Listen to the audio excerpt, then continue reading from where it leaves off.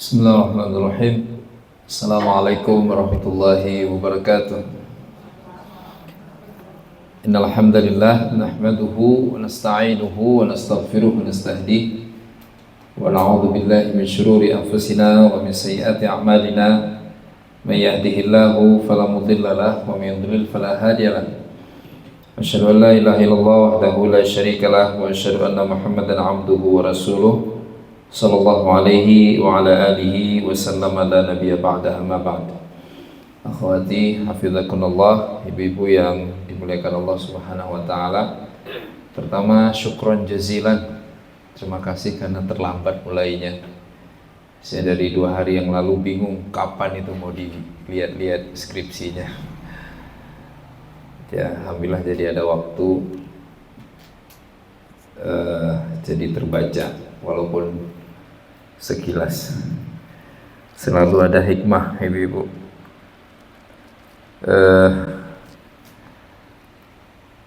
Begitulah semesta ini ya. Ketika menurut kita sesuatu itu adalah kadang-kadang dianggap kegagalan atau keterlambatan, tapi ternyata seringkali di sisi yang lain itu adalah keberuntungan atau kebaikan, karena variabel untuk setiap satu peristiwa itu banyak sekali. Kayak kehadiran ibu-ibu ke sini itu kan bukan hanya tentang ibunya masih bernyawa atau hidup, tapi tentang kesehatan, tentang tulang punggung, tentang apa lagi, Bu? Suasana damai di lingkungan ini, tentang suami yang memberi izin dia baik-baik aja, dia juga sehat, anak-anak, tentang orang tua di kampung yang juga sehat, tentang tetangga nggak ada yang meninggal, tentang jalan yang lancar bisa dilalui, tentang cuaca yang cerah. Ya, kita baru sadar biasanya ketika faktor penghambat itu terjadi, baru sadar, kok bisa ya? Tadinya saya kira ini kayaknya harusnya saya bisa hadir, ternyata enggak.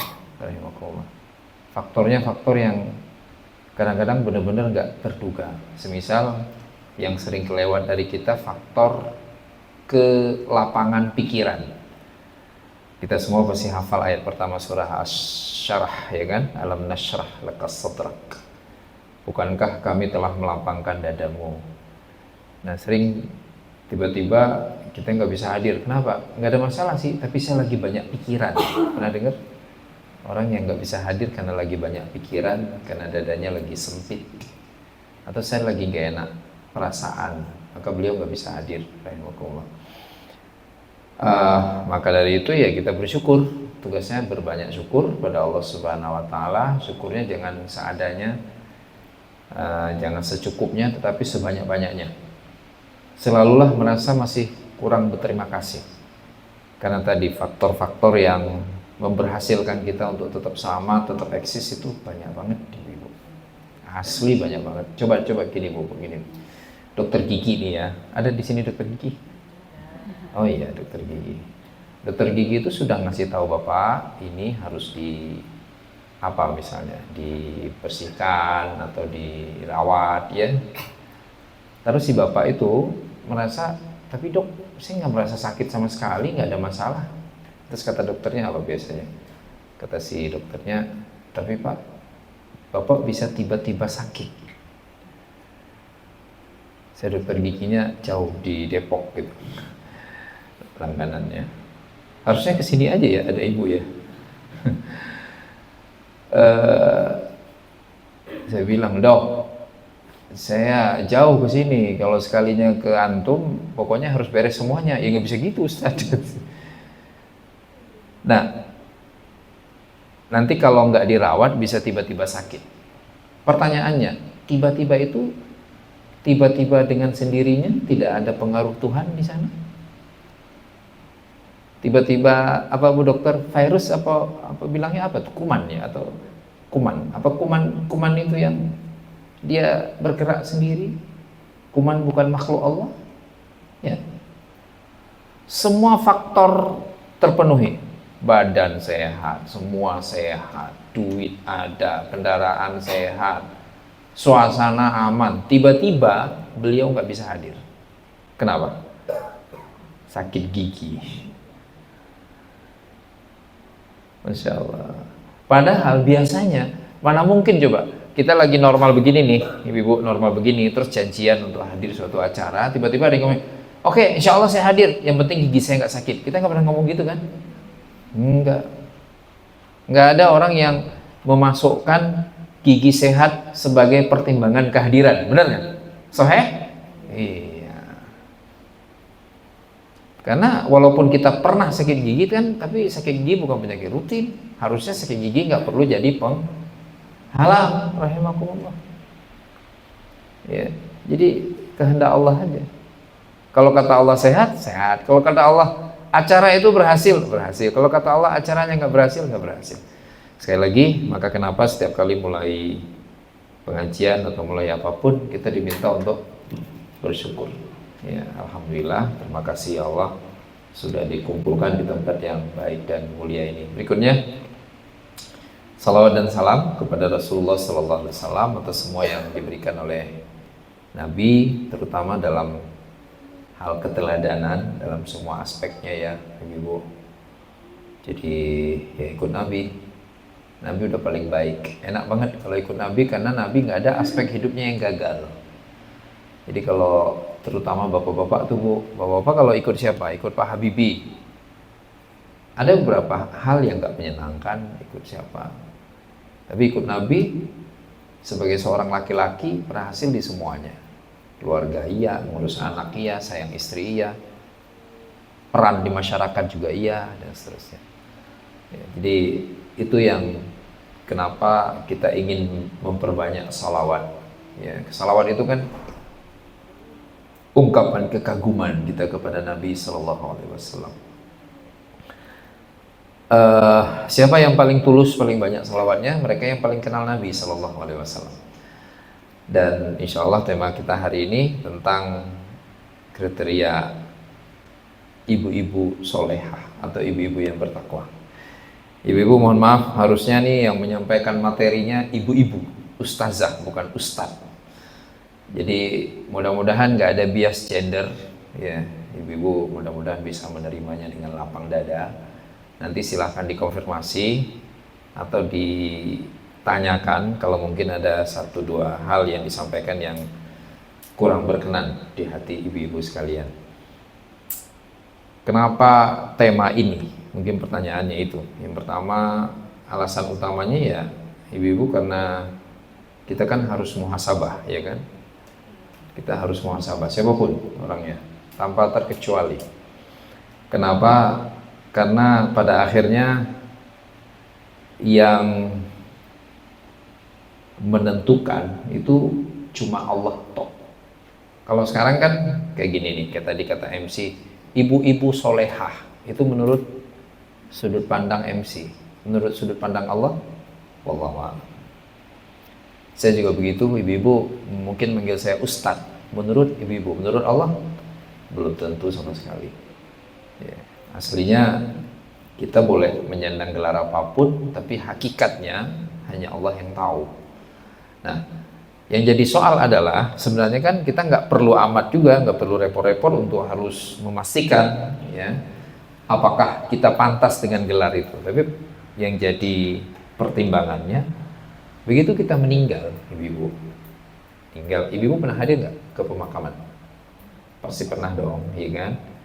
Ibu-ibu pernah dekat ke makam, pernah lihat jenazah dimasukkan, pernah kan? Pernah, oke. Dia bawa apa aja bu? Kain kafan. Dia bawa atau dipakein? Dipakein. Aslinya dia bisa bawa apa? Nggak bawa apa.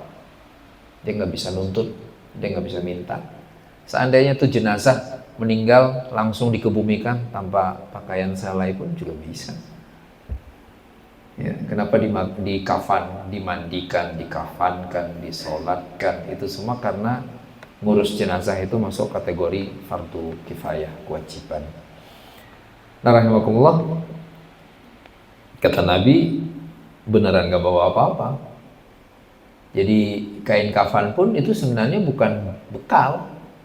Ya, kain kafan itu sebagai ya menutup aurat doang. Bener kan? Semua juga tahu kain itu akan hancur, dilumat tanah. Ya. Jadi sebenarnya nggak bawa apa-apa secara fisik. Jadi bahkan jasadnya pun dia nggak bawa sebenarnya, ya kan? Iya. Tulang belulang dalam beberapa puluh tahun juga akan selesai. Betapa banyak makam yang ketika digali kembali tadinya niatnya mau dipindahkan, ternyata bahkan tulang belulangnya pun sudah nggak ada. Ya. Jadi jenazah nggak bawa apa-apa. Menurut Nabi yang dibawa itu sesuatu yang nggak bisa diindrai. Apa itu? Catatan amal. Ya. Dua hal yang juga ikut ke makam, keluarga dan harta, semuanya balik lagi, pulang. Nah, ketika yang dibawa adalah catatan amal, maka kita jadi berpikir berarti amalan itu harus disetujui oleh Allah. Amalan itu nggak penting banget harus dipuji oleh manusia, harus diapresiasi oleh manusia. Karena akhirnya ketika saya masuk ke liang lahat, saya nggak akan ditemani oleh siapapun. Nggak akan ada satu orang pun. Ibu-ibu pernah lihat suami ngikut jenazah istrinya ke liang lahat? Ada sih, nurunin doang, iya kan? Tapi bakal di sana terus nggak? Nggak dong, ngapain?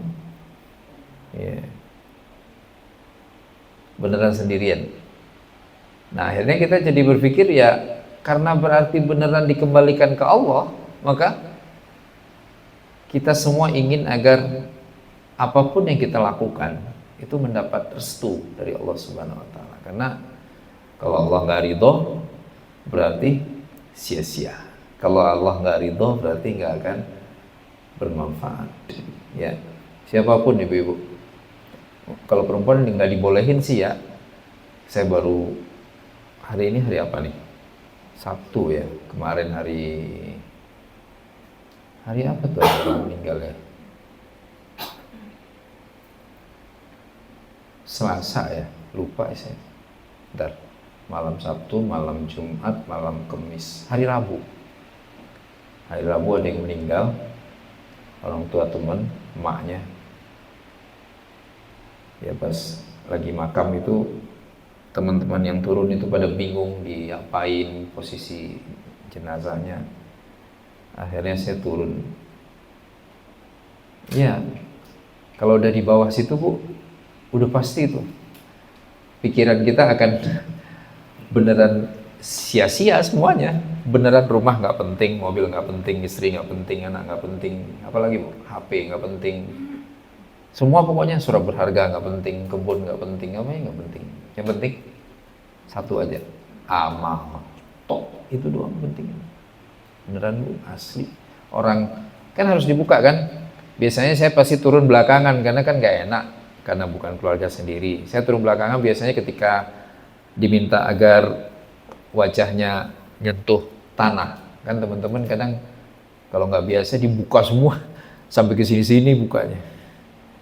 Coba bayangkan Bu, ibu-ibu mau nggak sholat atas tanah? Nggak bakalan.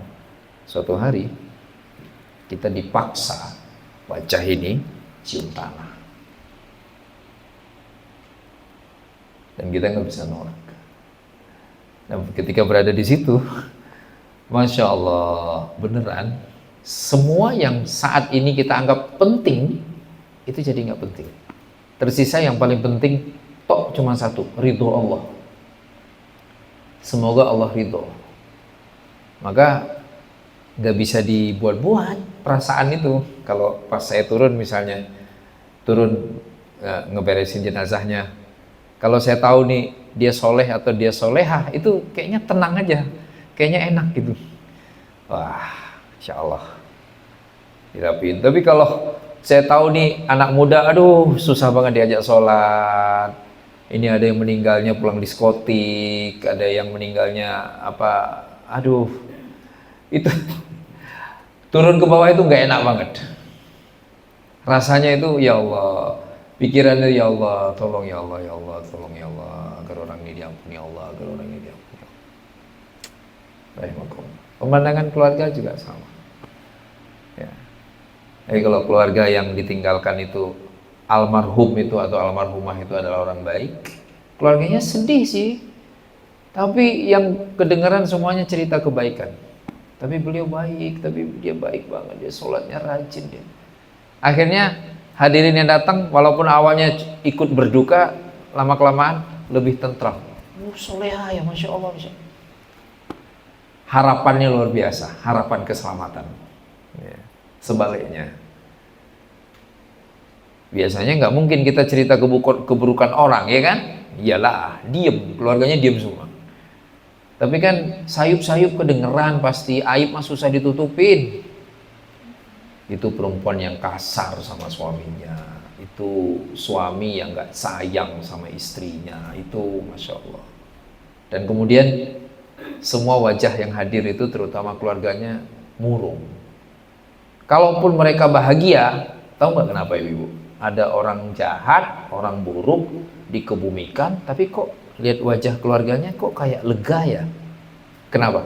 Mereka lega ditinggalkan oleh keburukan. Bukan mereka lega merasa bahwa almarhum atau almarhumah itu punya harapan di akhirat. Enggak. Nah, maka ibu-ibu itu alasan atau konsideran kenapa hari ini kita bahas tema itu. Ya. Tema bagaimana agar sebagai seorang muslimah dalam memerankan peran istri tetap bisa menjaga ketakwaan kepada Allah SWT. Jadi dalam bahasa singkatnya, muslimah yang bertakwa. Kok bisa gitu? Oh ya, ada muslimah yang belum bertakwa. Dia sekedar berislam saja. Nah, rahimakumullah, dalilnya yang pertama sekali yang sudah sering kita bahas, surah An-Nisa ayat 34. Fas-salihatu qanitatun hafizatun lil ghaibi bima hafizallah. Ya. Istri solehah itu harus memenuhi dua kriteria penting menurut ayat ini. Yang pertama, qanitat, kunut, nurut, ibu-ibu, nurut suami, nurut sepenuhnya kecuali ia menginginkan yang haram, baru boleh tidak dituruti keinginannya. Semua keinginannya aneh sekalipun wajib dituruti. Jadi tolak ukurnya cuma satu, selama itu tidak haram. Jadi walaupun keinginan suami tidak ada dalilnya, namun selama keinginan itu tidak haram, maka wajib dituruti. Ya. Kuat nggak ibu-ibu nurut suami? Nggak kuat ya? Ya, catat aja dulu bu. Itu kriteria nomor satunya, nurut. Jadi misalnya gini nih, saya kasih contoh ilustrasi. Ibu nggak sengaja, suami pengen apa, terus kata ibu enggak gitu, enggak apa gitu. Terus ibu ingat kajian ini, ingat ayat ini, ayat 34 surah An-Nisa. Nah, ibu datang lagi ke suaminya, ibu nanya lagi, tadi mau apa gitu. Ya, setuju ya ibu? Jadi kalau di awalnya ibu tiba-tiba lupa misalnya, bukan lupa diri tapi lupa dalil gitu.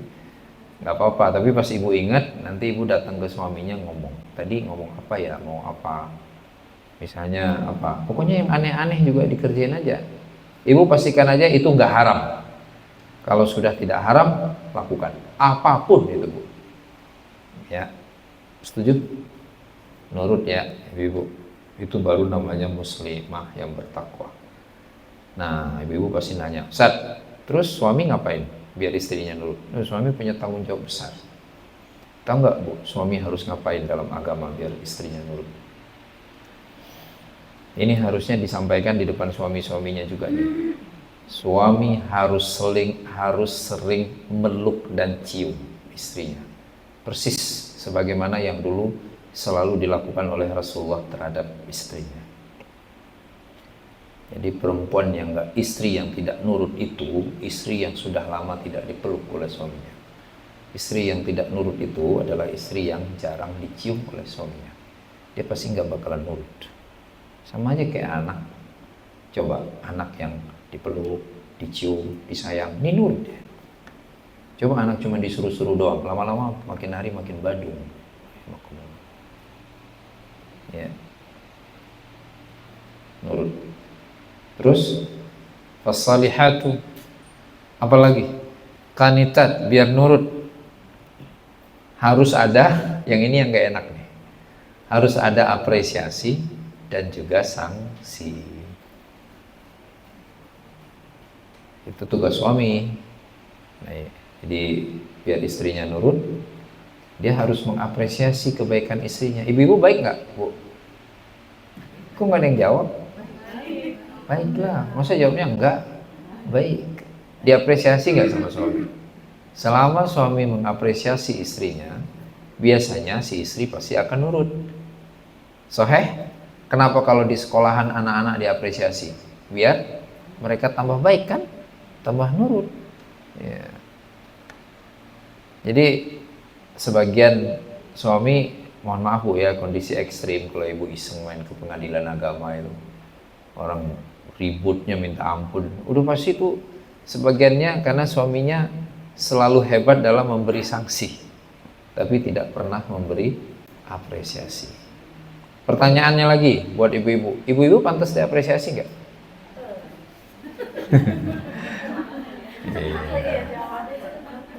Pantas kan? Iya, karena ibu sudah berkorban. Apa pengorbanan terbesar dari seorang istri, Bu? Kok nggak bisa jawab? Enggak lah. Menerima si laki itu jadi suami ibu, itu pengorbanan terbesar ibu itu. Bener nggak? Bener lah. Setelah itu ibu nggak bisa nikah sama laki-laki lain lagi kan? Iyalah, mana bisa satu perempuan dua suami. Itu pengorbanan terbesar itu. Padahal laki-laki itu menua, iya kan? Nggak memuda kan? Tadi kuat lama-lama jadi lemah, tadi ganteng lama-lama jadi enggak, tadi cinta banget lama-lama berkurang cintanya. Benar nggak, ibu-ibu? Soheh? Nah, itu pengorbanan terbesarnya. Sementara si bapak, bukan itu pengorbanan terbesar mereka. Makanya istri itu sangat pantas untuk diapresiasi sebesar-besarnya. Nabi mengapresiasi istrinya nggak? Banget. Apa coba pekerjaan istri yang nggak dilakukan oleh Nabi? Hampir nggak ada kan? Cuci piring, iya Nabi. Berbersih rumah, iya. Rapihin pakaian, iya. Pokoknya kata Aisyah, Rasulullah kalau pulang ke rumah melakukan pekerjaan apa yang biasanya aku lakukan. Suami ibu-ibu begitu nggak? Insya Allah suatu hari nanti. Ya. Ya. Diapresiasi, Bu. Sehingga ibu-ibu semangat untuk nurut suami. Iya kan? Ketika ibu baik, Masya Allah. Cuman kadang-kadang ini saya ngomong ke bapak-bapak, ini yang saya cerita ke ibu-ibu, ada bagian yang saya sampaikan ke bapak-bapak dan ada bagian yang memang buat ibu-ibu. Kalau ke bapak-bapaknya saya selalu sampaikan bahwa ketika bersyukur, berbahagia, ada momen tertentu yang istri itu terlihat nurut sekali, maka diapresiasi, jangan cuma diem aja. Ini kadang enggak, Bu, dia cerita ke teman-temannya, Bu, teman-teman ngopi, dia cerita, Ustaz, istri saya Masya Allah Ustaz, nurut banget. Dan istrinya hanya mendapatkan apa yang biasanya ia berikan. Harusnya kalau dia tahu istrinya pada momen tertentu nurut banget, bertambah nurutnya, maka harusnya ia menambah apresiasinya. Buat ibu-ibu, apa apresiasi terbaik dari suaminya? Beli-beli. Hah? Bu, lagi baru-baru nikah, masih ingat nggak janji-janjinya? Masih ya? Mau tinggal di mana aja nggak apa-apa kan? Mau makan apa aja nggak apa-apa, bener? Iya. Berarti nggak benar-benar cinta dong kalau nggak. Nggak ada yang kepaksa kan nikahnya ya? Iya. Iya kan? Nggak ada resiko kan? Iya. Saya tuh nikah belum kerja. masih kuliah. Saya bilang istri saya, kamu beneran mau sama saya? Saya nggak kerja loh. Ya nggak apa-apa. Yang penting kamu suka kan sama saya. Dia nanya gitu. Ya sukalah. Pasti semua ngalami itu kan? Jadi apa apresiasi terbesarnya? Ini yang saya sampaikan ke bapak-bapak loh, Bu. Ibu minta emas, minta harta, minta apapun bentuknya, maka ibu berarti memantaskan diri untuk dicerai. Surat At-Tahrim. Masih ingat kan istri Nabi Sallallahu Alaihi Wasallam? Masya Allah, itu tuh. Berarti minta apa sebenarnya itu? Kalau minta setia, Bu, kalau ibu ngomong kamu setia ya, itu tau nggak di perasaan suami itu, Bu, bapak-bapak. Saya kan suami. Dia merasa tersinggung. Dia merasa dicurigai. Apa yang harus diberikan oleh suami? Yang saya sampaikan ke bapak-bapak berdasarkan hadis-hadis Nabi, harus lebih sering membersamai istri. Dan itu bukan di rumah, karena istri itu udah paling kasihan di rumah mulu. Lebih banyak mana? Suaminya ibu-ibu yang jalan-jalan atau ibu-ibunya? Sama aja, nggak mungkin. Iya.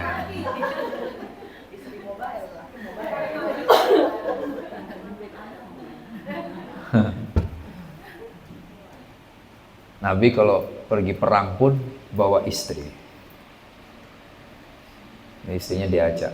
Aisyah dalam peristiwa yang Allah rekam dalam surah An-Nur, itu kan diajak ikut perang. Bukan diajak ikut perang sebenarnya, ikut dalam perjalanan perang. Aisyahnya dikawal khusus, jadi aman. Tapi diajak. Ya. Di rahimahullah, fassalihatu qanitatun. Qanitat, ya, nurut kepada suami yang harus dilakukan pertama sekali oleh suami yang tadi itu. Sering dipeluk, sering dicium. Kalau enggak, berarti ibu yang memposisikan diri biar dipeluk dan dicium oleh suaminya. Biar jadi istri yang nurut. Yang kedua, harus diapresiasi atau diberi sanksi. Apa sanksinya, Bu? Kalau nggak nurut? Dalam Quran, dalam hadis, sanksi terbaik itu didiemin. Didiemin. Ibu-ibu suka nggak didiemin? Kayaknya enggak kan? Enggak. Nggak mungkin Allah salah. Jadi dia nggak boleh marah-marah, nggak boleh banting pintu, nggak boleh apa lagi, kabur, pergi, nggak pulang-pulang, pokoknya nggak boleh ngapa-ngapain. Dia bolehnya apa? Diam. Dulu Nabi pernah melakukan itu. Nabi diam sebulan, nggak ngajak Aisyah ngobrol. Di sini ada ibu-ibu yang namanya Aisyah, nggak ada kan? Nggak ada. Kenapa nggak diajak ngobrol? Pulang dari perang itu, surah An-Nur, hadisul ifki, yang Aisyah pulang sama sahabat Nabi, ya kan? Kan jadi gosip, orang-orang pada ngomong, sekota Madinah ngomongin istri Nabi. Lah Nabi nggak biasa berburuk sangka. Nabi juga nggak harus bertanya ke istrinya, karena kalau nanya berarti nggak percaya. Tapi isunya kemana-mana. Faktanya memang pulang berdua. Walaupun Aisyahnya naik onta, sahabat jalan kaki. Aisyah nggak cerita ke suaminya, ke Nabi. Karena apa? Karena menurut Aisyah, orang nggak ngapa-ngapain, orang yang mau beneran ketinggalan, ngapain cerita? Nabi bingung. Loh, ini kok diam aja, nggak cerita? Ada apa? Kenapa sampai terlambat? Mau nanya nggak enak. Seolah-olah curiga sama istri. Akhirnya Nabi milih diem. Ya. Udah sebulan baru Aisyah main ke rumah emak, rumah ibunya, istrinya Abu Bakar. Baru nanya ke emak-emak, kenapa ya suamiku diem aja udah sebulan? Baru maknya ngomong, lah kamu nggak tahu, kamu diomongin orang. Baru terus dua-duanya nangis. Jadi pernah kejadian didiamin ibu-ibu. Dan itu nasihat terbaik. Ya. Kenapa ini perlu saya sampaikan? Nanti kalau misal suaminya ibu-ibu diam, ibu jangan malah bilang kayak dia kayaknya lagi sariawan, lagi sakit gigi. Janganlah. Ibu segera muhasabah, kayaknya saya nggak nurut nih. Kayaknya ada hal yang harus saya sampaikan tapi belum tersampaikan gitu. Ya. Jadi ada apresiasi, ada sanksi agar istrinya nurut. Ya. Kemudian kita berlanjut ke poin yang kedua. Setelah qanitat, hafizatun lil ghaibi bima hafizallah. Menjaga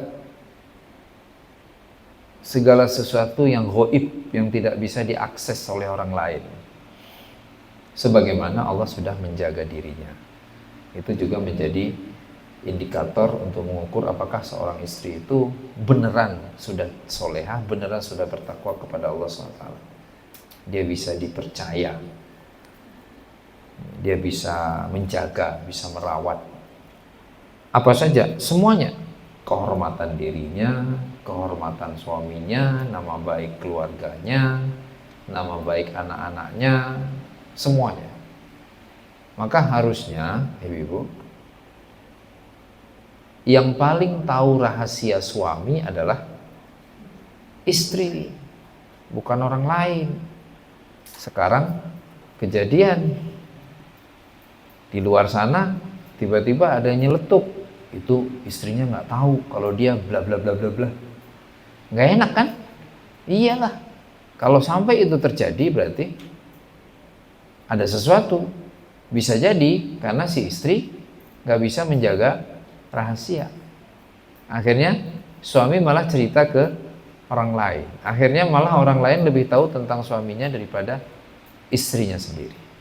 Kenapa seperti itu konsepnya? Karena sejujurnya yang paling dekat sama istri, yang paling dekat sama suami ya istri, ya kan? Suami itu kan boleh punya teman akarib, teman akrab. Pertanyaannya, boleh nggak suami tidur bareng teman akrabnya? Jawab dong, boleh nggak? Ya nggak boleh lah. Dalam Islam laki-laki tidur dia harus pisah ranjangnya. Nggak boleh, apalagi satu selimut. Nauzubillah min zalik. Sama perempuan juga begitu, ya bukan mahram. Kapan dia baru tidak ada batas sama sekali? Tidur bareng, mandi bareng, semua boleh bareng. Itu tok hanya sama istri ya. Sama anak aja nggak boleh? Emang boleh? Orang ayah mandi bareng sama anaknya? Enggak lah. Maka hari ini keanehan itu terjadi tiba-tiba. Yang paling tahu tentang seorang laki-laki bukan lagi istrinya tapi orang lain. Berarti bisa jadi faktornya karena si istri yang tidak sanggup jaga rahasia suaminya. Jadi ibu-ibu mungkin pernah dengar pepatah baiti jannati, rumahku adalah surgaku. Kenapa baiti jannati? Karena ketika suami pulang, dia sama sekali nggak perlu jaim di rumahnya. Dia nggak perlu pencitraan, dia nggak perlu jaga citra, dia bebas. Semua unek-unek yang ada dalam hatinya boleh disampaikan, semua masalah yang dia hadapi dia boleh ceritakan. Kenapa? Karena dia tahu istrinya adalah penjaga rahasia terbaik untuk dirinya. Itulah istri yang solehah, istri yang bertakwa kepada Allah Subhanahu wa Ta'ala. Emang ini pernah kejadian zaman Nabi? Pernah. Surat Tahrim juga, ya kan? Yang bisik-bisikan, masih ingat? Hafsah sama Aisyah, ya? Iya. Turun ayat, Masya Allah. Mereka merasa Nabi nggak tahu. Itu kan teguran keras itu. Bahkan sampai-sampai kalau mereka nggak bertobat, Allah persilahkan Nabi untuk menceraikan mereka. Ya, sekarang kan udah jarang ada kasus begitu kan? Ya, istri yang nggak bisa jaga rahasia suami, tetap saja kadang-kadang dianggap istri yang baik, padahal enggak.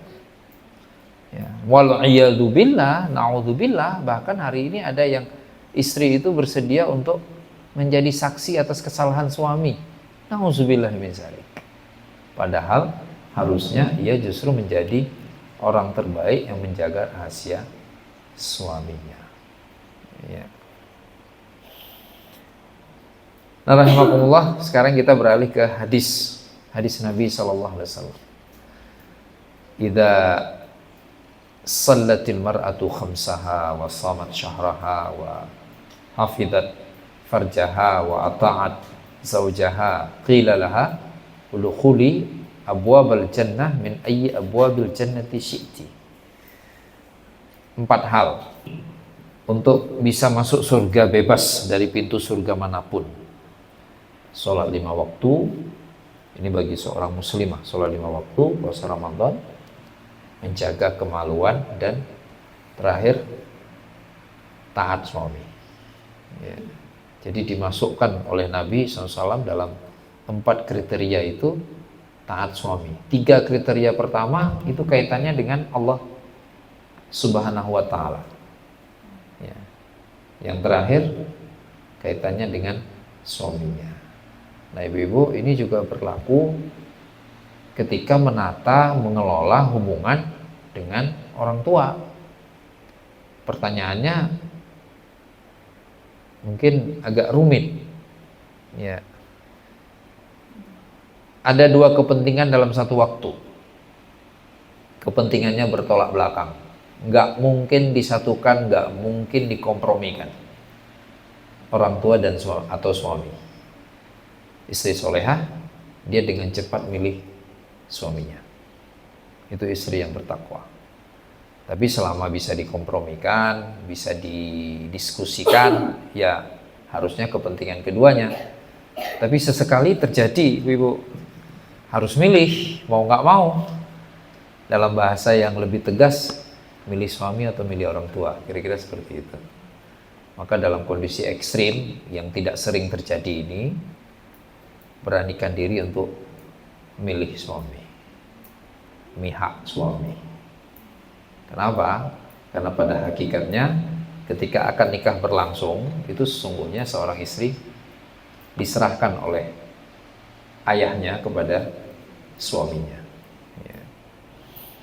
Berikutnya kita balik lagi ke ayat surah At-Tahrim ayat 6. Qu anfusakum wa ahlikum nara, jaga dirimu dan keluargamu dari api neraka. Peran seorang istri sebagai al-madrasatu al-ula, sekolah pertama buat anak-anaknya. Apa yang harus dilakukan? Yang harus dilakukan menambah literasi, menambah pengetahuan, khususnya tentang agama. Rahimakumullah. Ya. Dan ini kejadian, ibu, bukan 1-2 kejadiannya. Anaknya jelas belum bisa ngaji, minta ngaji. Mak, aku daftarin ngaji dong. Maknya nggak mau. Tar aja. Belajar yang lain dulu aja. Itu karena si ibu kurang literasi keagamaan, keislaman. Fix, ibu-ibu. Kita kan hidup based on riset, ya kan? Iyalah. Ibu-ibu, hari ini ada yang usianya 40 tahun? Nggak ada ya? Nggak ada. Seumur apapun hari ini. Tapi kita tetap belum pernah hidup hari ini, kan? Betul? Mau 50, mau orang 60 tahun, mau dia umurnya 70 tahun, tetap aja dia belum pernah hidup hari ini. Ini adalah hari baru untuknya. Soheh? Itu artinya kita nggak bisa menduga-duga tentang apa yang akan terjadi di masa depan, tapi kita bisa baca apa yang sudah terjadi dan dialami oleh orang-orang sebelumnya. Apa itu? Bahwa mereka yang anak-anaknya dipersilahkan untuk belajar agama secara lebih serius, maka di usia dewasanya anak-anak itu akan benar-benar berbakti kepada orang tuanya. Jadi kenangan yang bikin anak-anak berbakti kepada orang tua itu selalu kenangan tentang belajar agama. Itu udah bukan sekali dua kali ibu, berkali-kali sudah. Yang anak yang dekat sama agama, maka anak itulah yang ngurus orang tuanya. Selalu seperti itu. Maka nggak wajar kalau kemudian ada orang tua tiba-tiba menyepelekan pendidikan agama anaknya. Anfusakum wa ahlikum nara. Artinya ketika seorang ibu serius untuk menjaga keselamatan anaknya dunia dan akhirat, maka sebenarnya ia sedang di saat yang sama ia sedang berinvestasi untuk kebaikan dirinya di masa depan. Ya, karena nggak akan efektif nasihat, nak nanti kalau kamu besar jangan lupa ibu ya, nak nanti kalau kamu besar kamu rawat mak ya, itu nggak akan efektif itu nasihat itu, Bu. Yang efektif itu nasihat apa? Yang langsung dari Allah, perintah Allah untuk berbakti kepada kedua orang tua, itu yang akan bisa mengetuk hati anak untuk tetap setia berbakti kepada kedua orang tuanya. Berikutnya surah Al-Baqarah ayat 233. Kata Allah, wal walidatu yurdi'na auladahunna haulaini kamilaini liman arada an yatimmar radha'ah. Dan ibu-ibu yang mendapat karunia anak dari Allah, mereka hendaklah memberikan ASI selama 2 tahun untuk anak-anaknya. Kamilain liman arada an yatimmar radha'ah. Ulama mengatakan 233 surah Al-Baqarah. Berdasarkan ayat ini, ibu-ibu, ulama mengatakan wujud kasih sayang terbaik dari orang tua, dari ibu secara khusus kepada anaknya adalah pemberian ASI eksklusif. Ya, ASI. Enggak ada, Bu, ayat atau hadis nerangin tugas ibu ganti pampers, ganti apa lagi, mandiin, nyuapin makan, nggak ada. Kasih makan, kasih pakaian, kasih rumah, itu ayah. Tapi ibu memberikan ASI selama 2 tahun. Masya Allah. Jadi dari semua jenis kebaikan atau kasih sayang yang dilakukan oleh seorang ibu kepada anak-anaknya dalam konteks bertakwa, maka kasih sayang terbaik itu adalah ASI. Ya. Mudah-mudahan ibu-ibu semua sudah melakukannya. Maka berarti dalam aspek itu sudah menjadi ibu yang bertakwa. Yang terakhir, hadis dari Nabi SAW. Kata Nabi, ala ukhbiruka bi khairi ma yaknizul mar'u. Maukah engkau aku kabarkan tentang sesuatu yang paling baik yang bisa disimpan oleh seseorang. Ibu-ibu pernah dengar kata simpanan enggak? Konotasinya negatif ya? Enggak selalu kan? Enggak. Kalau jual barang ada kan orang pakai kata-kata ini simpanan nih. Artinya dirawat, jarang dipakai, ya kan? Soheh? Ya. Ibu-ibu juga bisa jadi istri simpanan. Karena kata Nabi, maukah engkau aku kabari harta simpanan terbaik bagi seorang laki-laki? Almar'atus solehah, istri yang solehah. Itu harta simpanan terbaik. Jadi kalau suami ibu-ibu pergi kemana, terus dia tiba-tiba pulang, mau kemana pak? Simpanan saya nelpon. Nah, itu istrinya yang solehah yang nelponnya. Ya. Bahasanya yakniz. Masya Allah, yakniz. Yakniz itu kanzun. Biasanya kanzun itu isinya emas, berlian, permata. Dan orang kalau punya kanzun pasti nggak mau kanzun itu kehilangan. Mar'atus solehah. Apa syaratnya? Syaratnya ada 3. Yang pertama, idza nadhara ilaiha sarrathu. Kalau dilihat menyenangkan. Itu nomor satunya, Bu. Mungkin ibu-ibu suaminya ada aja kan, kalau bapak-bapak itu kan ada apalah, kendaraan, atau ada kebun, atau ada apa, barang-barang pusaka atau apa, yang dia anggap ini kayaknya harus disimpan, harus dirawat. Itu pasti karena kelihatannya menyenangkan, benar? Benar nggak, ibu? Iyalah, kalau misalnya apa, misalnya paling sederhana lah, sepeda misalnya. Itu dibilang ini sepeda simpanan ya, jangan dipakai-pakai, jangan, tapi nggak dirawat ya nggak mungkin, pasti dirawat. Biar selalu terlihat bagus. Ya, jadi ibu-ibu terlihat menyenangkan untuk suaminya. Nah, sekarang pertanyaannya, untuk bisa terlihat menyenangkan, aspeknya kan banyak banget. Aspek apa yang paling utama agar terlihat menyenangkan, ibu-ibu? Aywa, husnul khuluq. Kata Allah dalam Al-Quran, wa ashruhunna bil ma'ruf. Pergaulilah istrimu dengan cara yang ma'ruf. Ulama tafsir mengatakan ma'ruf itu artinya husnul khuluq, akhlak yang baik.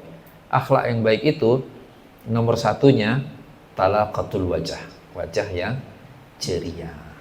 Itu ya. Jadi ibu kalau suaminya pulang, ibu harus sambut dengan wajah ceria. Ibu harus senyum sebesar apapun masalah di rumah. Pokoknya wajahnya senyum terus. Kuat nggak ibu terus senyum? Nggak kuat. Ya itu kalau mau jadi simpanan, senyum terus. Jadi bukan lagi sekedar istri biasa, terus senyum. Kalau ke bapak-bapaknya, Bu, saya sampaikan bapak-bapak itu harus senyum kalau ketemu istrinya, dilihat wajahnya. Jangan kalau ketemu istri nggak dilihat lagi. Ya, dilihat wajahnya dan disenyumin, biar istrinya mau membalas dengan senyuman. Benar kan, Ibu? Jangan kalau bapak senyum terus ibu nanya apa senyum-senyum, dan gitulah. Ya, senyum. Bahagia tau Bu kalau disambut dengan senyum. Yang kedua, agar menjadi mar'atus solihah, agar menjadi kanzun. Istri itu harus, kata Nabi SAW, idza amaraha ata'athu. Kalau disuruh mau ngerjain. Disuruh apapun yang tadi itu nurut. Ya. Ibu-ibu, apa kondisi yang ibu nggak suka disuruh-suruh? Dalam kondisi apa biasanya? Kalau lagi apa? Lagi masak.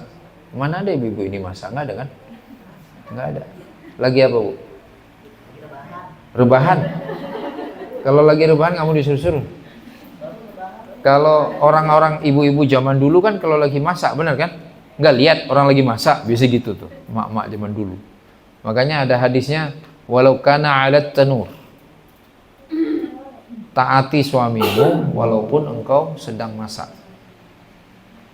Ya. Ya apa aja lah, kayak tadi rebahan, enaknya kan nggak disuruh-suruh tuh. Orang pengen istirahat, ya nurut aja, kerjain aja.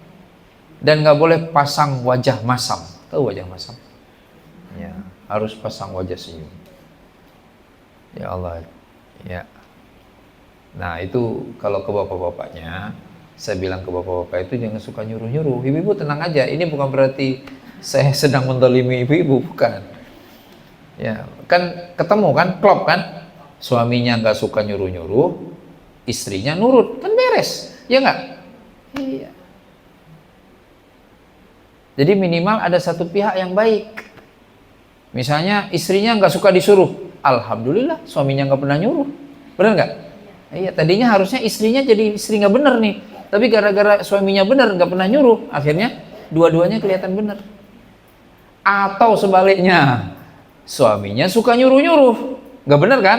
Nggak bener dong, masa nyuruh mulu, tapi istrinya penurut, jadi beres kan? Iya, Masya Allah. Jadi dalam keluarga selalu harus ada satu pihak yang baik, agar keluarganya terlihat baik. Itu yang kedua. Yang ketiga, yang terakhir, kata Nabi SAW, wa idza ghaba anha hafidathu. Kalau suaminya lagi pergi, maka ia menjaga semuanya untuk suaminya. Kalau ini kayaknya nggak perlu dibahas. Ibu-ibu hebat kan, kalau suami nggak ada, ibu bisa ngerjain semuanya, benar nggak? Bu, itu maksudnya apa bu? Kalau suami ibu lagi pergi, zaman dulu. Ibu pernah hidup zaman dulu nggak? Sebelum ada HP? Hidup kan? Iya, ini bukan ibu-ibu muda banget nggak kan? Iya. Masih ingat yang kita dulu masih pakai telepon rumah, masih ingat nggak? Nah, orang tua kita kan, itu kalau emak mau nelpon gimana? Ke kantor. Sebelum ada pager segala CS itu, nggak bisa kan? Ke kantor. Kalau orang kantornya ada. Kalau ada yang, kalau misalnya lagi jalan keluar, ya udah nggak tahu kan? Bener nggak? Soheh? Soheh. Nah, ibu-ibu, afan nih ya. Ada bapak-bapak bilang ke saya, Bu, tapi bapak-bapak aki-aki pasti nggak selevel usia suaminya ibu-ibu. Mereka bilang, Pak Ustaz, enakan zaman dulu, Ustaz. Enakan apanya Pak Haji? Zaman dulu kita kan nggak pakai HP. Kita pakai telepon rumah, kata dia gitu. Telepon kantor. Jadi kalau kita pergi, Masya Allah, aman banget itu, Ustaz. Saya bilang, Pak Haji nggak boleh gitulah, bersyukurlah. Kalau sekarang kan jadi kalau ada apa-apa bisa nelpon. Ya Allah Ustaz, bukan itu masalahnya. Nih ya Ustaz, nggak ada apa-apa, aman semua. Saya aman, saya baik-baik aja. Istri aman, baik-baik aja. Makan ada, rumah bener, semua kendaraan, semua bener. Tahu nggak Ustaz, sampai ke rumah istri nanya gini, ya Allah tega amat sama istri, nggak ada nelpon, nggak ada nanya kabar. Masya Allah. Ya. Ah, itu ya kan. Jadi gara-gara ada HP, jadi ada alasan untuk nyalahin suami. Jadi rahimakumullah, wa idza ghaba anha hafizathu. Jadi yang terbaik adalah kalau suami nggak ada, ya sudah ibu handle aja semuanya. Ibu aja yang inisiatif. Nggak ditelepon, ibu nelpon. Boleh kan? Nah, iya. Nggak ada kabar, nggak berkirim kabar, ibu kirim kabar. Boleh kan? Tapi jangan pakai marah-marah lah. Jangan ibu kirim kabar tuh sampai rumah ditanya, kok nggak dibuka? Jangan gitu. Penting udah kirim kabar aja. Ibu sudah bahagia. Khalas, nggak usah panjang-panjang ya. Nah, daripada saya disebelin. Yang penting itu ibu, intinya kita sedang bicara soal indikator ilahiyah tentang muslimah yang bertakwa. Seorang istri yang bertakwa pada Allah Subhanahu Wa Taala. Cuma dua aja sebenarnya. Yang pertama dia qanitat, dia nurut. Kemudian yang kedua hafizatun lil ghaibi, ya, bisa menjaga semua rahasia suaminya. Dan turunannya tadi banyak itu, wajahnya selalu senyum, menyenangkan, bisa diajak kemana aja, bisa disuruh apa aja, pokoknya Masya Allah. Dan puncaknya, kira-kira misalnya nih ya Bu, misalnya nih, Ibu ada orang nanya, Bu, kenapa sih suami Ibu itu susah banget diajak pergi-pergi, misalnya ada bapak-bapak ngomong gitu. Kok kayaknya dia betah banget di rumah. Nah Ibu jawablah, iyalah orang saya simpanannya. Masya Allah, sesuai dengan hadis Nabi Shallallahu Alaihi Wasallam. Demikian yang bisa disampaikan. Mohon maaf jika ada kesalahan. Billahi taufiq wal hidayah. Wassalamualaikum warahmatullahi wabarakatuh. Waalaikumsalam warahmatullahi wabarakatuh. Alhamdulillah, terima kasih atas ilmunya dan pencerahannya. Semoga kita bisa menjadi istri-istri yang soleh. Amin. Ustaz, masih bisa pertanyaan satu atau sudah? Silakan Bu. Ada yang mau bertanya, ibu-ibu sekalian terkait materi dari ini? Silakan. Waalaikumsalam.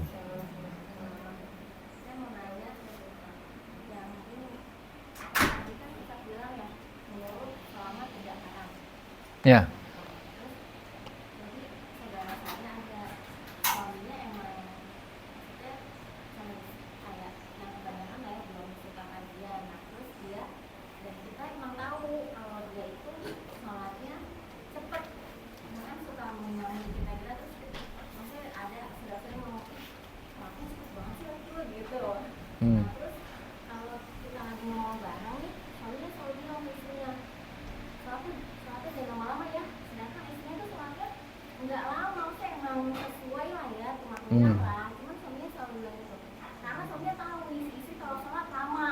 Oh iya.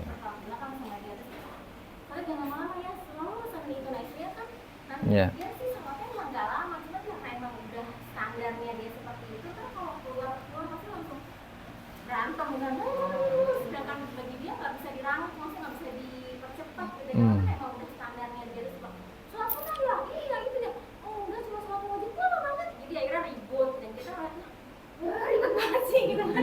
Nah itu kan dia nggak ngelarang ya Ustaz, cuman kan emang itu gimana gitu, sedangkan Iya. kan emang sesuai lah ya, untuk istrinya sesuai kalau kata kita sih yang ngeliatnya gitu. Ya, ibu tahu nggak, cepat dan lambat itu hanya perasaan, bukan kenyataan. Percaya nggak? Percaya kan? Bumi kan luas, Bu. Bumi itu luas banget, 40.000 kilometer lingkarnya. Ya kan? Kecepatan bumi itu muternya 1760 kilometer. Kita ngerasa nggak, Ibu? Nggak kan? Nggak ada kan? Kita lagi duduk kayak keseret gitu kok, kayak iya karena emang bumi muter nih, nggak kan? Enggak. Pesawat udah paling cepet-cepet banget berapa kecepatannya?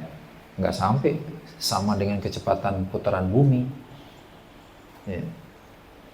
Jadi cepat atau lambat itu fix, itu soal perasaan, Ibu. Sama kayak kalau kita pergi ke tempat yang kita belum pernah, perginya lama banget ya, pulangnya cepat ya kan? Nah, iya, cepat atau lambat itu perasaan. Soalnya macet juga gitu. Coba kita macet di rute yang emang kita udah setiap hari lalui, itu biasa aja Bu, relax. Orang yang nggak pernah, Masya Allah ini lama banget, ya Allah kok macet sih. Jadi bisa diatasi sebenarnya kalau cuma perasaan. Caranya gimana? Hah? Ditunjukkan kenyataannya. Si ibu, si istri yang tadi tuh, jadi ngomong ke suaminya, misalnya mau sholat duhur nih, ya kan? Jam berapa? Jam 12. Mas, saya sholat duhur ya.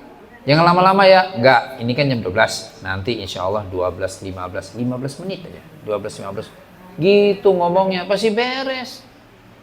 Kan dia lihat tuh jam 12.15, udah ditunggu tuh 15 menit, nggak lama pasti. Tapi karena belum satu frekuensi sama istrinya, kalau dibilang sholat itu langsung lama amat, padahal enggak. Ya kalau saya sering mengilustrasikan ke teman-teman itu ngopi, mana ada ibu-ibu suka ngopi kan? Ada orang ngopi 15 menit, nggak ada. Berapa?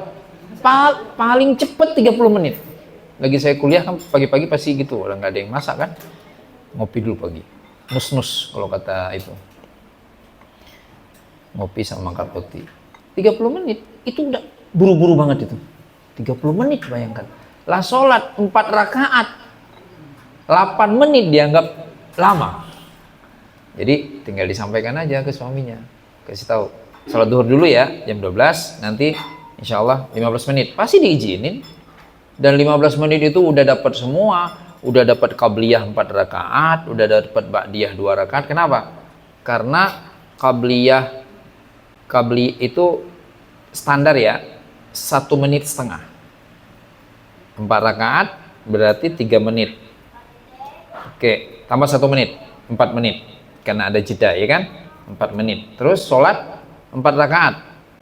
4 rakaat paling banyak 8 menit, itu udah keren banget itu. Coba deh tongkrongin orang sholat duhur 4 rakaat, lihat jam, nggak usah lihat jam dulu, ditandain aja, dia sholat dari jam 12 nih, ntar ih keren banget ya, sholatnya lama, begitu lihat jamnya, baru 6 menit, iya beneran, itu masjid yang kita lihat, sholatnya lama, itu kalau beneran dilihat jam pas takbir itu, selesainya, assalamualaikum, cuma 8 menit, bahkan kadang-kadang nggak sampai 10 menit, ya. Jadinya udah berapa menit tuh? 4 tambah 8 jadi berapa? Masih sisa 3 menit. 2 menit lagi ba'diyah zuhur. Dapat semua. Jadi ngomong aja dari awal. Izin 15 menit mau sholat. Kasih tahu ke temennya, Bu. Begitu caranya. Nah nanti baru lama-kelamaan. Karena memang itu salah satu kerja setan. Kan dibahas sama Nabi. Al-isti'jalu minasyaitan. Ketergesa-gesaan itu dari setan. Jadi giliran untuk hal-hal baik pasti kita diburu-buru, seolah-olah udah kelamaan. Sama kayak, coba deh, kalau misalnya gini ya, ibu, kita baca Quran dulu ya, itu pada lemes semua tuh, ada lemes. Padahal itu baca Qurannya nggak lebih 15 menit, 20 menit. Giliran, ibu-ibu kita ngobrol yuk, ngopi-ngopi. Udah sejam, pada nggak ada yang pamit. Masih nambah lagi kopinya, udah sejam itu. Emang gitu kerja setan. Ya makanya kita, kenapa hikmahnya Allah kemudian beri manusia ini kemampuan bikin jam. Jadi tahu, lihat jamnya. Ya Allah, itu baca kayak saya pernah ngajak teman-teman bu, bapak-bapak itu. Kan dia ceritanya rumah baru nih. Itu kata dia, Ustaz, kita tasyakuran nih. Tasyakuran apa? Makan-makan. Nih, nggak bisa lah. Kalau makan-makan doang di mana aja bisa, ngapain di rumah? Ya kalau rumah baru kita ngaji, baca Al-Baqarah. Gue pada panik. Ya Allah Ustaz, Al-Baqarah berapa juz bu? Al-Baqarah 2,5 juz, Masya Allah. Kata mereka, Ustaz, antum aja yang pimpin, baca awal, tengah, akhir. Kata saya, nggak ada. Itu mah zikir pagi petang yang begitu. Sekarang orang Nabi bilangnya baca Al-Baqarah, mereka mikir lama. Ustaz, itu lama loh Ustaz. Ya nggak apa-apa, nggak usah lihat-lihat jam, nggak usah ngomong lama, ngaji aja, baca aja, pelan-pelan baca aja. Beneran bu, terus kita duduk nih, kayak ibu misalnya gini kan, di terasnya di luar gitu, malam-malam pada Isya. Kita duduk ngeriung gitu, duduknya di kursi, kalau gini kan pegel nih. Duduk di kursi, saya bilang, depannya kasih kopi. Sama snack. Dah, kita mulai ngaji itu. Selesai itu sekali duduk 2,5 juz, 1 surah Al-Baqarah. Begitu selesai, saya cuma nitip gini, nggak boleh ada yang megang HP, nggak boleh ada yang lihat jam. Makin sekali lihat jam, sekali megang HP, makin lama. Nggak boleh ada yang lihat-lihat halaman, berapa halaman lagi, nggak usah. Buka Quran, udah baca aja. Nanti Allah khatamkan. Kita baca aja, nikmati baca aja. Nanti kalau ada yang haus silahkan minum, mau ke toilet silahkan ke toilet, pokoknya balik lagi ngaji lagi. Selesai, Masya Allah. Udah selesai, saya tanya, Bapak-bapak kelamaan nggak? Nggak kerasa ya Ustaz. Nah, itu. Ya, jadi sebenarnya perasaan itu bisa diatasi. Ada lagi yang mau ditanyakan? Ya, silakan. Ya, Ibu. Salam. Kita ini sholat ya, batas aurat yang perempuan sampai mana bos? Kalau gini kita sholat, ini kan terbuka. Banyak kan juga ke masjid, ada begini tapi nggak tertutup. Jadi saya mau tanya batasan kita sebagai sholat itu sampai di mana aurat itu? Iya.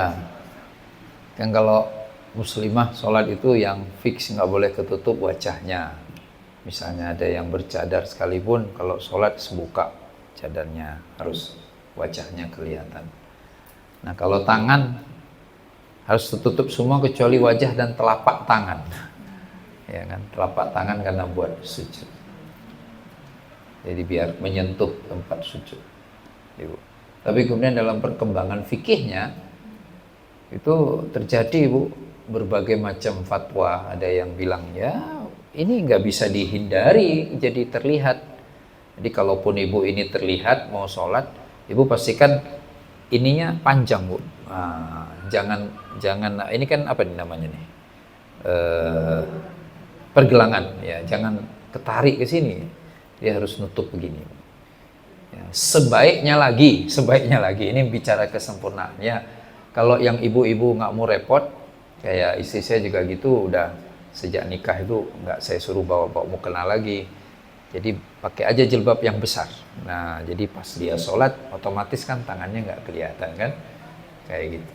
Jadi enak, nggak ribet kalau mau pergi-pergi langsung aja sholat bisa. Tapi kalau ibu kondisi darurat, jilbabnya pas nggak besar, pastikan ini jangan ketarik kalau bisa Bu, jangan apa? Ya jangan ketarik aja, jangan dia harus di sini, ya. Tutup semua. Ya, ibu-ibu ya. Insyaallah. Boleh Bu, itu kan tradisi mukena, tradisi di tanah air. Baik nggak? Baik banget, keren lah. Ada pakaian khusus untuk sholat. Cuma kan nggak boleh diskriminasi kan. Giliran bapak-bapak aja mau pakai celana, mau apa bisa sholat. Giliran ibu-ibu jadi susah, lupa mukena, jadi bingung mau sholat di mana ya, nggak boleh gitulah. Jadi ibu-ibu juga silahkan Bu. Yang penting ibu kaki ya Bu, kaki nggak boleh ya sama sekali ya Ibu. Nah misalnya, nah itu kalau di sana Bu, misalnya Ibu, waduh saya nggak pakai kaos kaki nih misalnya, nah Ibu berarti pastikan gamis Ibu agak panjang. Jadi kalau gamis muslimah itu panjang terus keseret tanah, kan nggak ada juga lah di sini tai ayam kan. Ibu mau kemana masuk-masuk ke kandang ayam kan nggak mungkin. Nah itu kena tanah itu tidak bikin najis sama sekali. Jadi ketika ibu sholat jadinya kaki ibu tertutup. Seandainya ibu tidak sedang pakai kaos kaki. Ya. Ya, soalnya orang dulu kan, Ustaz dulu kan ngomong kita ini nggak boleh buka aurat selain dari ini kita sholat kan Pak ya. Iya betul ibu. Jadi itu saya nggak lihat banyak yang kayak gitu. Iya itu di. Saya tanya. Iya benar ibu benar. Ya kalau kita mau ngamalinnya begitu ya udah paling top lah itu ibu. Ya cuman jangan sampai gara-gara itu kita terus sholatnya tertunda kan. Misalnya lupa bawa mukena lah atau apa. Ya. Karena ada juga di sebagian negara saya lihat kalau dipakai mukena malah orang pada ngeliatin semua ini apaan sih dia diliatin orang. Ya.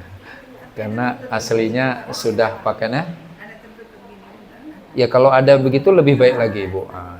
Paling simple yang tadi saya bilang jilbabnya panjang kan ya ya jadi ada sekarang bu minimal misalnya gini kalau ibu misalnya jilbabnya belum panjang yang biasa dipakai ibu bawa satu jilbab panjang gitu yang pas buat salat ibu tinggal pakai jadi udah aman semuanya insyaallah ya ya ada lagi ibu silakan. Satu lagi terkait dengan apa namanya menjamak kosor sholat itu kalau sepemahaman saya itu kan bolehnya salah satu syaratnya adalah kita lagi safar minimal perjalanan 80 kilo gitu. Tetapi ada beberapa teman-teman saya tuh yang mereka meyakini bahwa nggak perlu 80 kilo, tapi kalau misalkan kita lagi bekerja terus kemudian apa namanya lagi sibuk gitu ya, kalau kita masuk ruang meeting nanti kira-kira selesai meeting itu jam 5 gitu. Nah itu dia menjamak tuh antara zuhur sama asarnya. Tapi dia tidak mengkosor. Karena yang boleh kosor adalah kalau dia lagi bepergian. Tapi kalau di kantor ini boleh dijamak karena memang kita lagi ada kesibukan gitu. Nah itu ada yang berpemahaman seperti itu. Nah yang saya mau tanyakan sebenarnya ketentuannya yang benar untuk menjamak dan kosor sholat itu seperti apa ya? Iya ibu, ya, pertama kan statusnya kita kan terbagi dua, muqim atau musafir. Muqim berarti ya netap di tempat memang tempat tinggal kita, di wilayah tempat kita tinggal. Musafir. Nah, kalau seseorang statusnya sudah berubah dari muqim menjadi musafir, maka dia akan dapat banyak keringanan.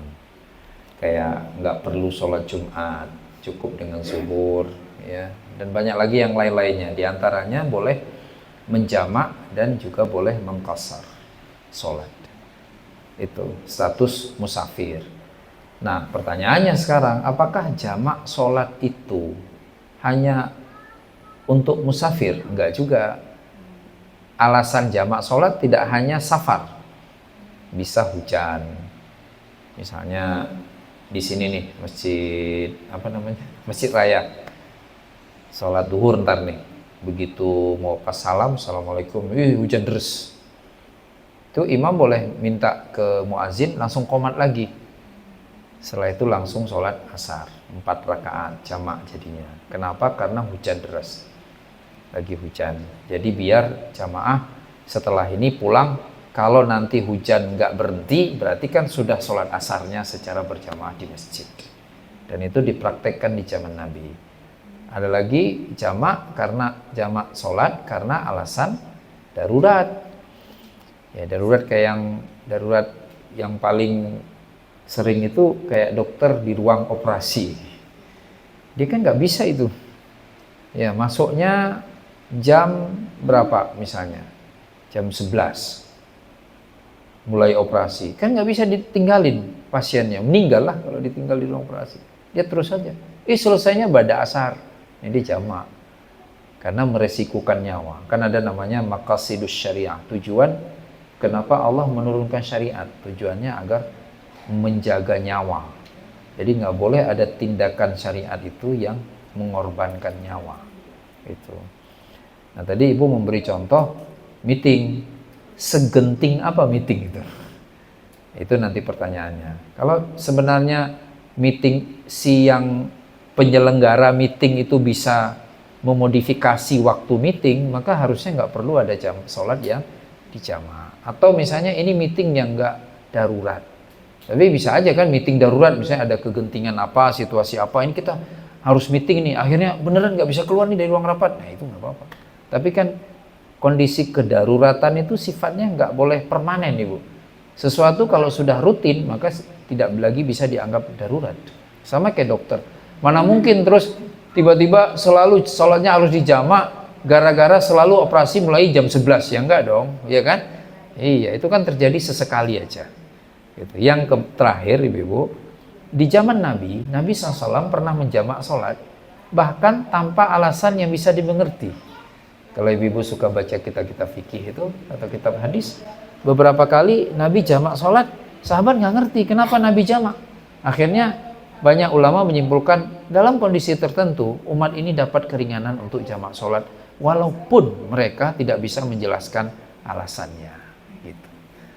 Nah, jadi sekali lagi, sekarang kita kan ngambil posisi kalau kitanya nih, kalau kita memang di posisi tidak bisa menentukan jam meeting, jam rapat, kita cuma ikut doang, diselenggarakan oleh orang lain, kita ikut. Kita kan bisa lihat suasananya, oh saya bisa izin pamit sebentar sholat duhur. Nggak perlu pakai sunnah, maka keluar 10 menit kita sholat.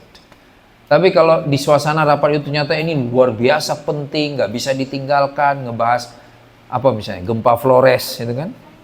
Akhirnya, waduh ini nggak bisa, berkelanjutan, ya sudah niat jamak. Tapi nggak boleh di qasar. Gitu. Itu mirip juga kayak bapak-bapaknya kalau macet di jalan. Kan kantor itu tidak dalam jarak safar. Ya kan, suami ibu kalau ke kantor kan nggak musafir statusnya kan. Nah, yang kerjaannya rutin itu. Jadi mereka macet, nggak bisa sholat. Mau sholat gimana? Misalnya yang masih bawa kendaraan sendiri. Kalau yang duduk di belakang masih bisa sambil duduk. Tapi kalau bawa kendaraan kan merisikokan nyawa orang lain. Ya sudah, berarti niat di jamak. Bagaimana kalau ternyata sholatnya bukan sholat yang bisa dijamak misalnya. Tadi zuhur udah pulang persis setengah jam atau 15 menit mau asar. Harapannya nanti asar di rumah, nggak taunya macet. Ya, berarti yang asar itu nanti ditunaikan pada saat tiba di rumah. Tiba di rumahnya bilanglah udah maghrib, namanya qadha sholat. Karena tadi kondisinya darurat. Tetap dengan rakaat penuh gitu. Kalau pertanyaan ibu tentang status musafir, ulama kan ada setidaknya 3 perbedaan tinjauan status musafir. Ada karena jarak yang tadi, ada karena waktu tempuh, kurang lebih sekitar di atas 2 jam baru dianggap musafir. Ada lagi karena alasan kebiasaan. Jadi kayak misalnya ada orang ini bilangnya apa daerah sini? Cakung ya. Nah, ada orang Cakung nggak pernah ke Monas. Tiba-tiba diajak ke Monas, dia langsung bawa makanan, bawa bekal gitu, bawa baju ganti gitu. Dia merasa kayak ke Monas itu jauh. Nah, dia boleh jamak kasar itu statusnya musafir. Sebaliknya ada orang tiap hari ke Bogor. Kan jauh Bogor dari sini kan. Tapi dia ke Bogor itu udah kayak biasa aja. Ya udah, bagi dia bisa jadi itu bukan lagi status musafir. Nah, yang sering dianut sekarang, yang sering dipakai sekarang adalah yang kebiasaan itu, Bu. Nggak lagi orang pakai jam, nggak lagi orang pakai waktu tempuh. Jarak tempuh, tapi pakai kebiasaan. Jadi dilihat personal orang masing-masing. Gitu. Ya, jadi kayak ada orang tinggal di sini ke Tangerang karena nggak pernah ke Tangerangnya cuma setahun sekali. Dia ke Tangerang, pas diajak ke Tangerang mikir, ke Tangerang jauh amat. Tangerang ya, ini siap-siap feel-nya feel safar. Dia boleh jamak kasar di sana. Iya, gitu. Ya. Jadi lebih utamanya kalau kita misalkan nggak lagi bawa kendaraan, nyampe rumah kira-kira 5:30, tapi di jalan itu jam 4. Mendingan sholatnya di jalan atau yaudah deh nanti di rumah aja meskipun agak terlambat gitu. Ya kalau saran ulama, Bu, kalau memang kita bisa, sholatlah ketika masuk waktu. Biar kita nggak berandai-andai, ya kan? Sholat aja langsung. Meskipun nanti di mobil. Ya itu tadi ya. Yang penting nggak lagi nyetir ya. Nah, sholat udah. Terus ibu nggak taunya nyampenya cepet. Jam 5 udah nyampe misalnya. Kan masih ada waktu asar. Disarankan sholat lagi aja dalam bentuk yang sempurna. Gitu. Tapi kalau enggak kan tadi udah juga boleh, udah cukup. Cukup ya, Ibu-ibu. Ya. Oh iya, satu lagi Pak Ustadz, boleh nanya. Iya. Ini kita bisa ya berdiri ya Pak Ustadz. Tapi kita duduk sholatnya Pak Ustadz, karena kenapa? Kalau kita habis sujud, mau berdiri itu susah Pak Ustadz. Tangannya sakit, gimana Pak Ustadz? Mau nanya. Ada tuh teman saya berdiri. Gimana? Saya belum ngerti, maaf. Enggak, kita ini kan bisa berdiri. Bisa berdiri, terus Tapi kita sholatnya duduk gitu. sakit. oh, Karena sakit tadi. sakit makanya apa? kita, Maaf. kaki, kaki sama pinggang. Jadi kalau sujud kita mau berdiri, tangannya nggak kuat mengangkat ke atas. Itu gimana dalam sholatnya? Hah? Kalau udah usia kan kadang-kadang gitu ya. Oh, iya iya. Oh, iya iya. Dia sebenarnya dia masih bisa jalan. Oh, iya iya. Tapi kalau pas sholat nggak kuat sambil berdiri, karena nanti kalau udah sujud nggak sanggup bangun ya. Oh, itu ada dua pendapat, Ibu. Pendapat pertama, tetap pertamanya kan kuat. Ya. Berdiri pertama disuruh tetap berdiri di awalnya. Nanti begitu nggak kuat ya sudah duduk. Berdiri, ruko, bangun ruko, sujud. Pas sujud mau berdiri nggak kuat kan? Ya udah duduk aja udah. Gitu. Nah, itu pendapat pertama. Pendapat kedua, kalau dirasa nanti nggak kuat berdiri, boleh juga langsung dari awal mulainya dalam keadaan duduk. Nah, duduknya boleh duduk, boleh di atas kursi. Ibu tinggal pilih aja mana yang nyaman, Ibu. Ya. Boleh juga, Bu, Ibu sholat duhur, rakaat pertama kuat, rakaat kedua kuat, ketiga nggak kuat lagi nih, udah ketiga langsung duduk, nggak apa-apa. Tetap sah sholatnya. Ya. Ya. Baik Ibu-ibu, Alhamdulillah, terima kasih Ustadz atas ilmunya dan pencerahannya. Kita tutup dengan baca hamdalah. Alhamdulillah Rabbil Alamin. Astagfirullahaladzim. Astagfirullahaladzim. Astagfirullahaladzim. Dan doa majelis. Subhanakallahumma bihamdika asyhadu an la ilaha illa anta astaghfiruka wa atubu ilaik. Assalamualaikum warahmatullahi wabarakatuh. Waalaikumsalam warahmatullahi wabarakatuh.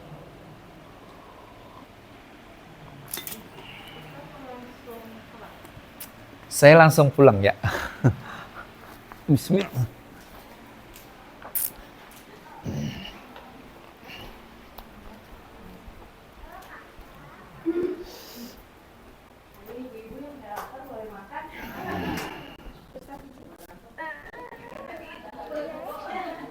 Jazakillah. Ya, bagaimana kabar Pak Profianto? Sehat, Bu? Sibuk terus beliau ya? Iya, Pak. Oh, Masya Allah. Ya, jazakillah. Assalamualaikum.